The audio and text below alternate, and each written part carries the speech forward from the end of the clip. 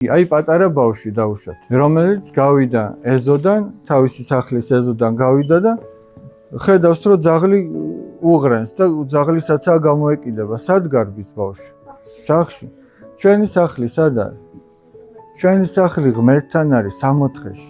როდესაც შენ რაღაც ცუდი აზრები გიტევს, შენ ღმერთთან უნდა გაიქცე. ანუ ლოცვით მასთან უნდა მიხვიდე ღმერთო, შენ მიშვი. აი როგორც დედასთან მიდიხარ, დე, მამიკო, ძაღლი მომდევს, არიქა. უფალო, შემიწყალე, შემეწირო, ამ აზრებს გავერიდო. ეხა ეს ბავშვი მივა და ეხა ამ ძაღლთან ეს ძაღლი კი არა ის. მივა და კბილებს დაუწყებს, აბა რა ხელა კბილებია, ხო? ხო არ გააკეთებს მაგას. არამედ გაურბის. შენ თუ იმ აზრებს დაუწყებ თვალიერებას, შენ თუ იმ აზრებს დაუწყებ, აი რა აზრი მომივიდა, როგორ, რანაირად, მაშინ დაგაზიანებს.